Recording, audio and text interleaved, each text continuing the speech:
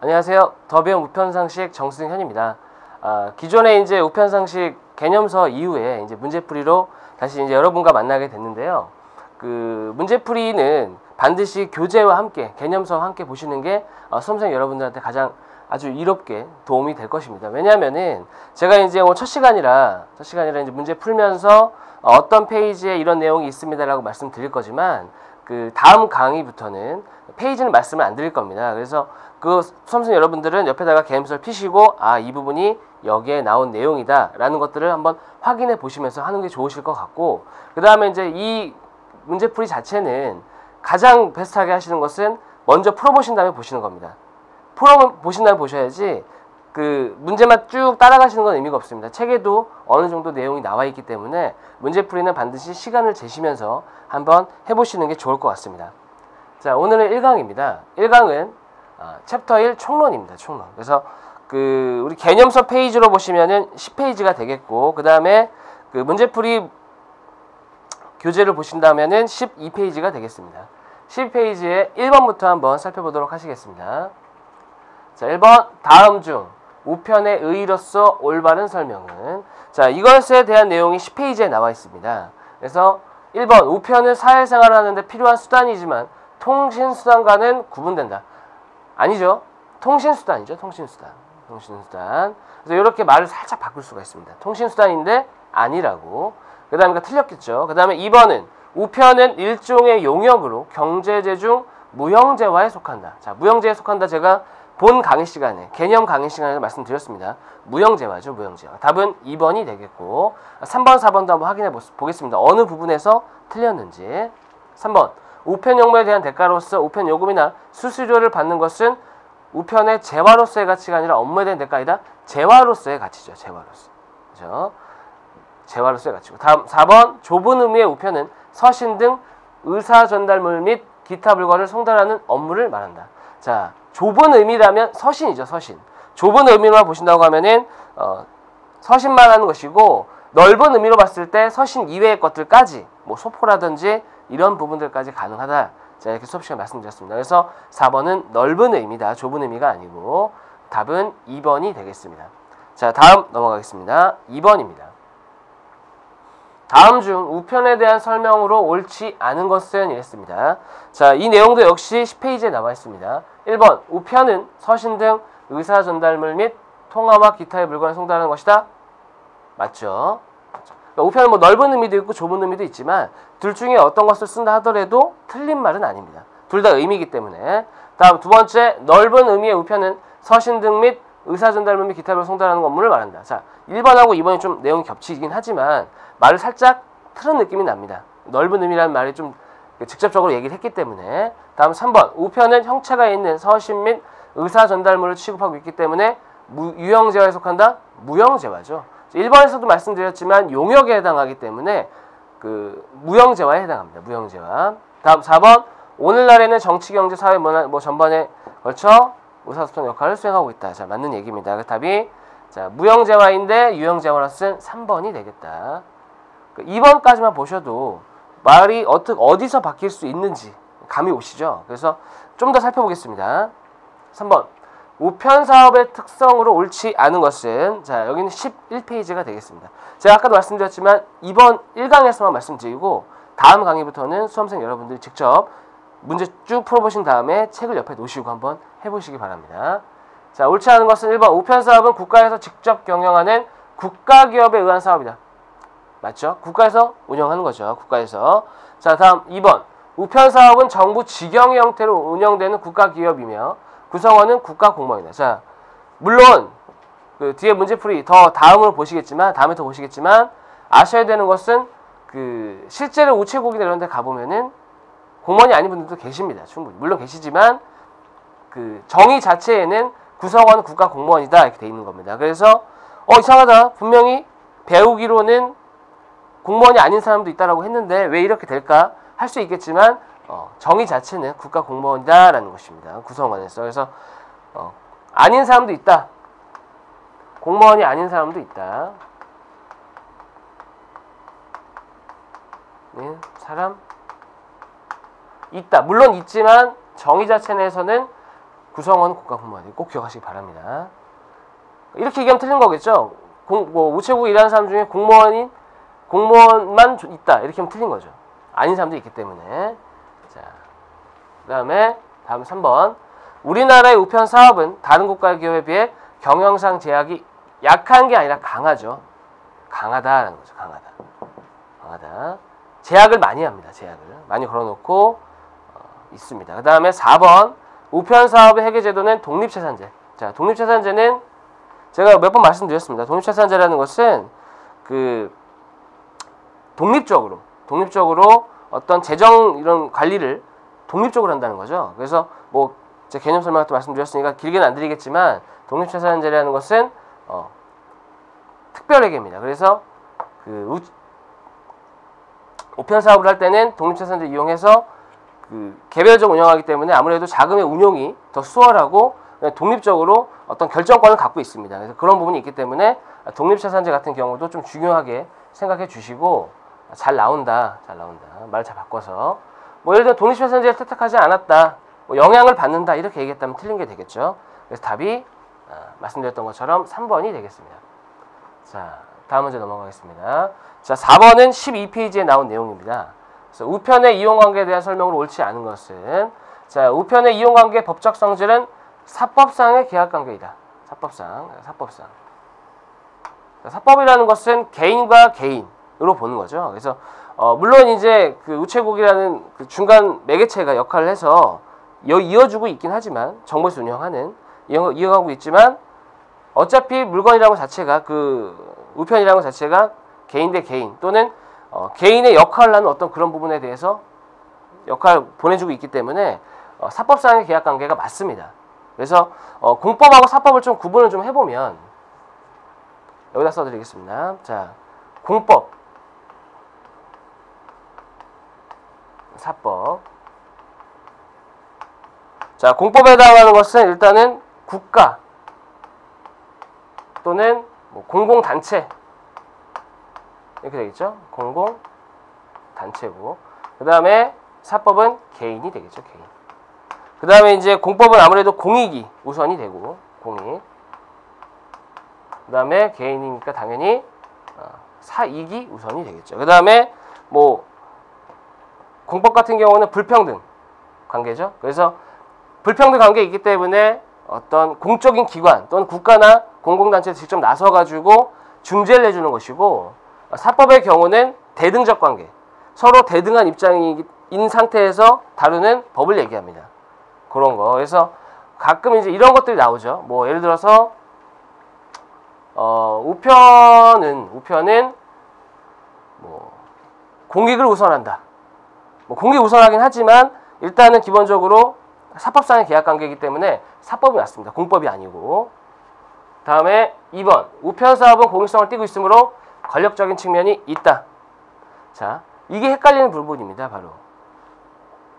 공법이라는 것은 어떤 공익을 다루고 있기 때문에 그 공법이라고 하는 것이고 사법은 사익인데 문제가 되는 것은 뭐냐면은 공익성을 띠고 있음에도 사법인 겁니다.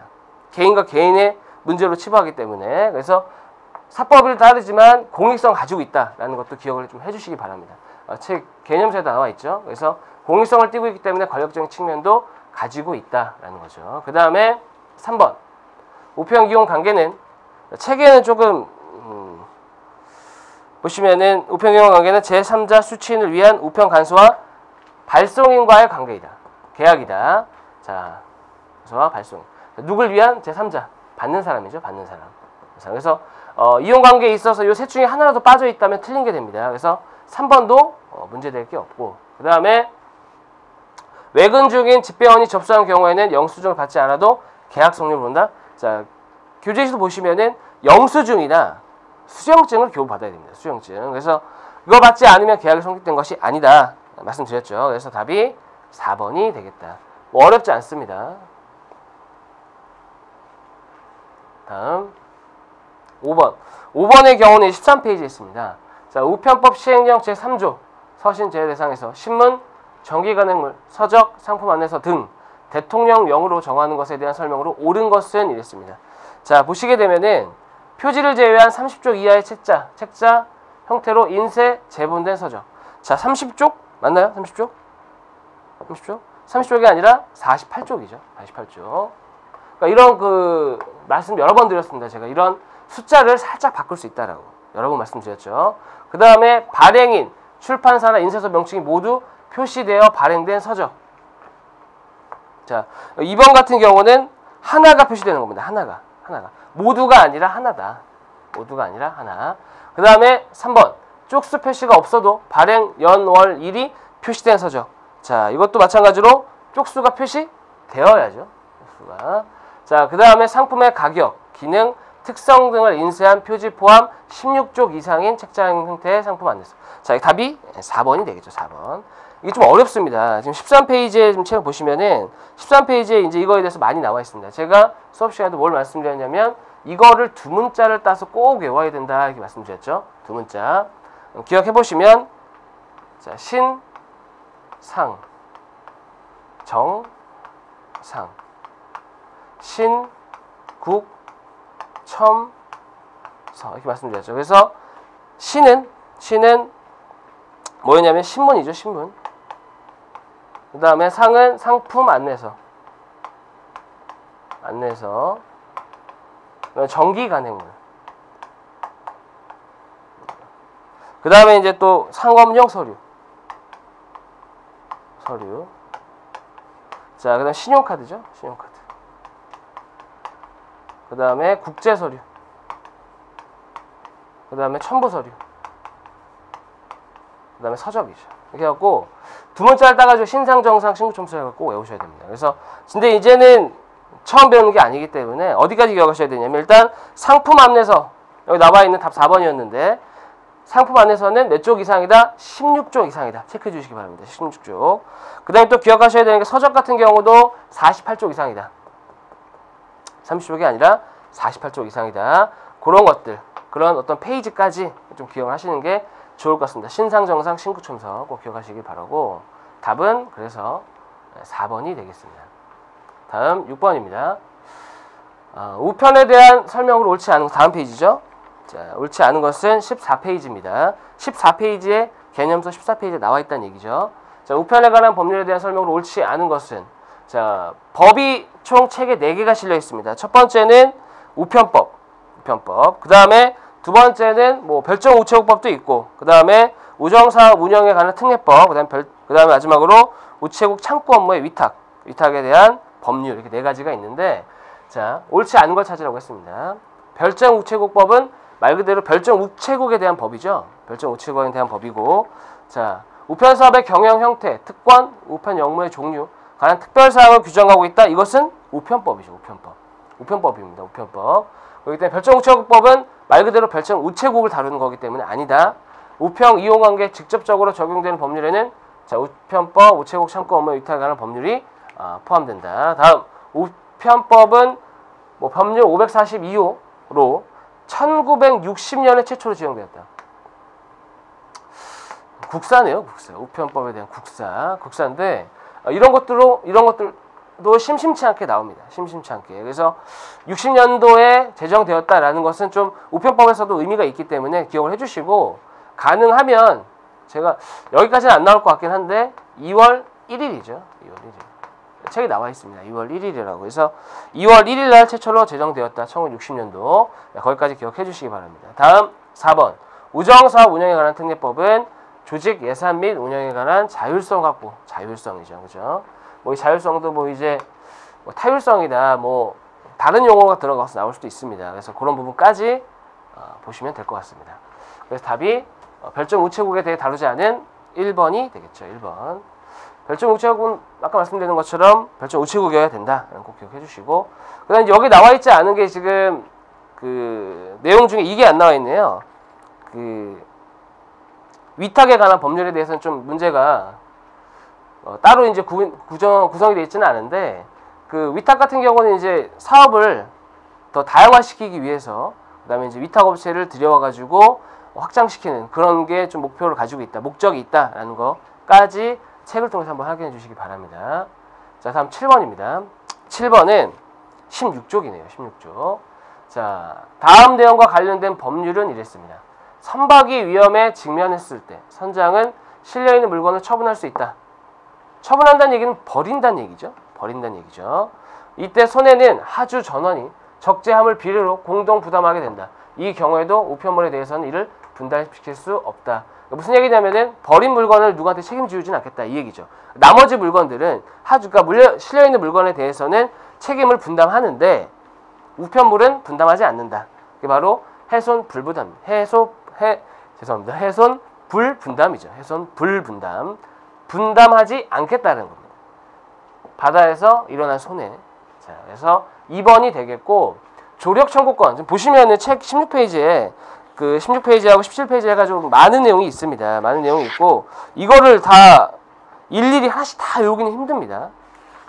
아주 그냥 또박또박 다 외우기는 힘들고 여기 나와 있는 걸로만 좀 말씀드리면 좀 간략화시켜야 됩니다. 포인트가 되는 단어들. 일단 우선적으로 운송원 등의 조력 청구권은 한마디로 도와줄 의무죠. 도와줄 의무. 도와줄 의무를 가지고 있다. 누가?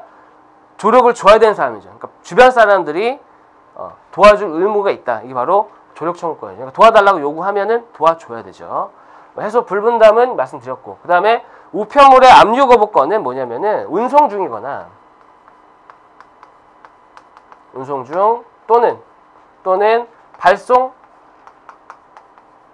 준비가 완료된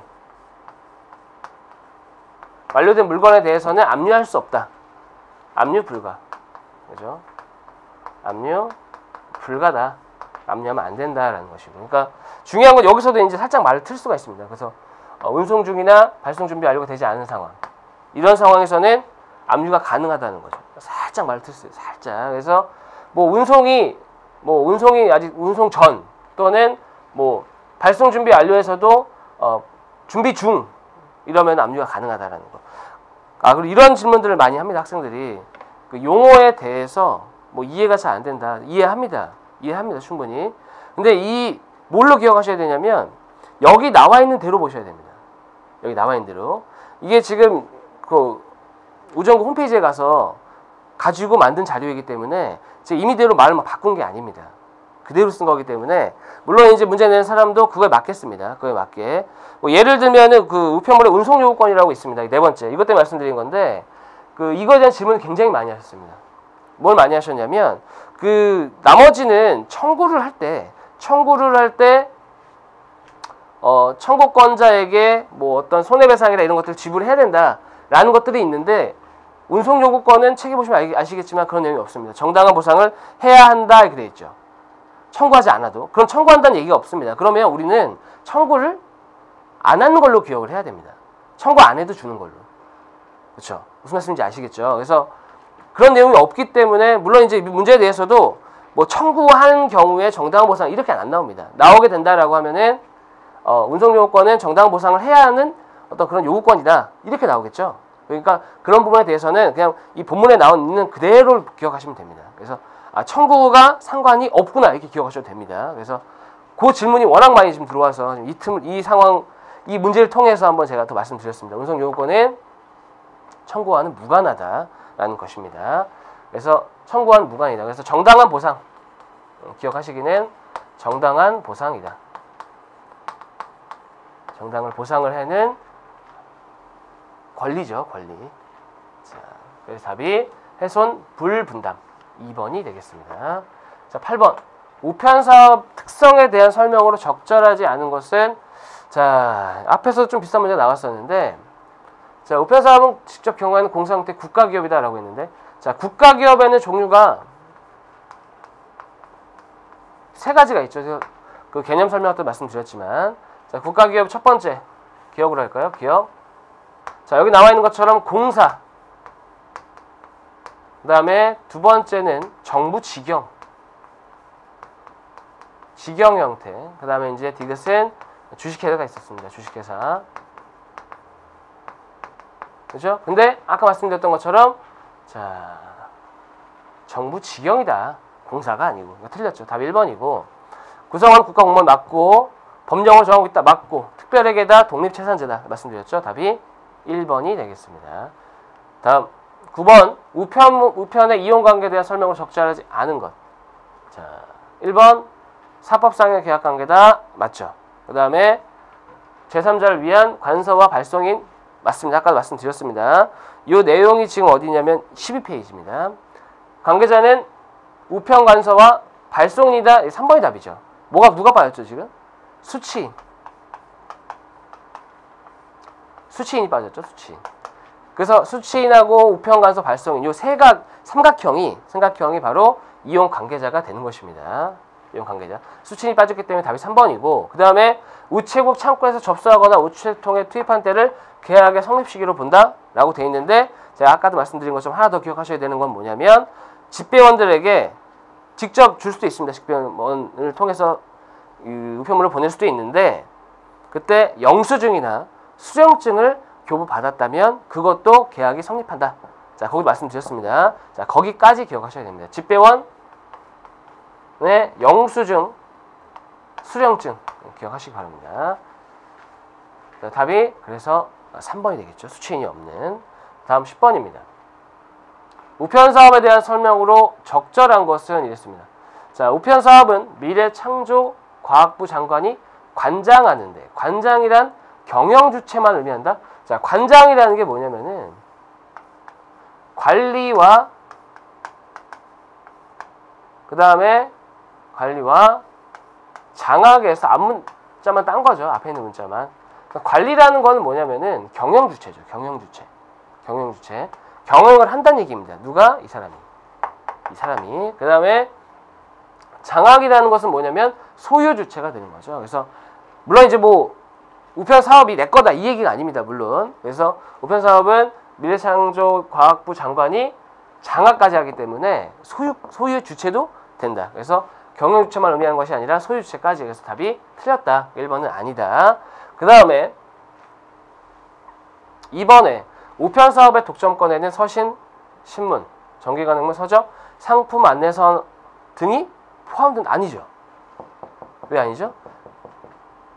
얘네들은 아까 제가 말씀드렸던 것처럼 신상정상, 신국청소 말씀드리지 않았습니까? 그거는 아닙니다. 걔네는 독점하고 있지 않습니다. 2번도 틀렸다. 다음 서신, 송달 독점권은 국가가 허가한 업체에 있다? 없죠. 국가만 있는 겁니다. 국가 허가한 업체는 아니다. 국가만 있다. 그 다음에 4번에 서신, 문자, 기호, 부호 또는 그림 등으로 표시한 유형의 문서 또는 전단을 말한다. 서신에 대한 정의가 나와 있죠. 그래서 맞습니다. 답이 4번이 되겠습니다. 자, 이 내용은 13페이지에 나와 있네요. 13페이지. 한번 확인해 보시고, 자, 다음 넘어가겠습니다. 11번입니다.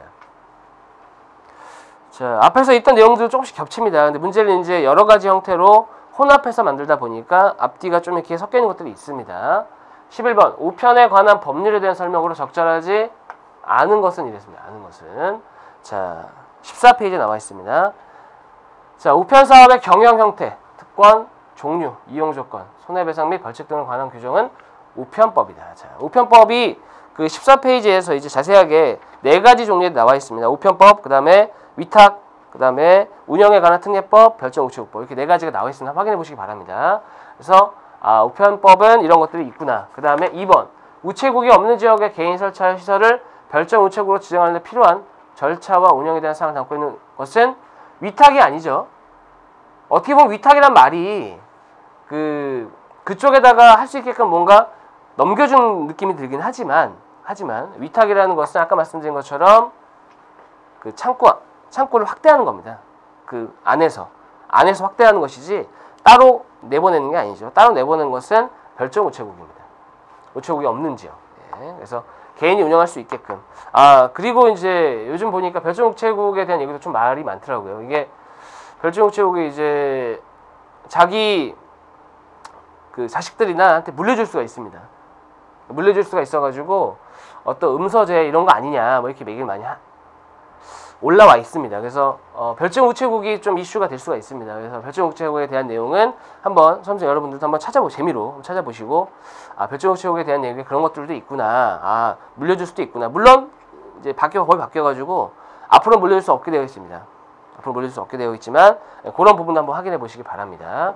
다음 그래서 틀린 거죠. 별정 우체국이죠. 자, 우체국 조직 예산 및 운영 맞습니다. 자율성 확보가 목적이다. 법률은 이용창구 확대, 효율적 운영. 자, 됐습니다. 답이 2번이 되겠네요. 다음 12번. 자, 12번은 16페이지에 나와 있는 내용입니다. 16페이지에. 자, 이제 16페이지에 나와 있는 내용이고, 적절한 것은 그랬습니다. 우편간선은 철도, 궤도, 자동차 선박, 항공기 등의 경제 운송 요건을 가진다. 가지죠. 물론 이제 이걸 했을 때 정당한 보상을 해야 되죠. 아까 말씀드린 것처럼 청구라는 말이 없습니다. 우리는 청구 없어도 되는구나 이렇게 생각해야 됩니다. 답이 1번이죠. 그 다음에 2번. 자, 손실을 보상할 필요 없다? 아니죠. 보상해야죠. 그죠? 그 다음에 우편 업무 중 운송을 하더라도 장소에 통행요금을 지급해야 된다? 청구했을 때. 그 다음에 우편에 관한 서류를 포함하여 우편 이용 용도로만 사용된 물건에도 제세공과금이 부과되지 않죠. 제세공과금이라는 게 뭐냐면은 취득자가 부담해야 되는 어떤 비용, 세금 같은 것을 얘기하는 거죠. 제세공과금은. 자, 그런 것들을 의미합니다. 자, 됐습니다. 12번까지 해서 자, 1강은 이렇게 마무리 짓도록 하겠습니다. 그 복습 한번 해보시고 그 다음에 그 문제풀이집에서 제일 중요한 게 뭐냐면은 그 옆에다가 개념을 추가적으로 집어넣고 단권화를 시켜가지고 수험생 여러분들의 어떤 그런 세상에 하나밖에 없는 그런 교재를 만드는 게 가장 중요한 게 되겠습니다. 그래서 그거 좀 지켜주시고 저는 또 다시 2강에서 남은 내용들 또 살펴보도록 하겠습니다. 감사합니다.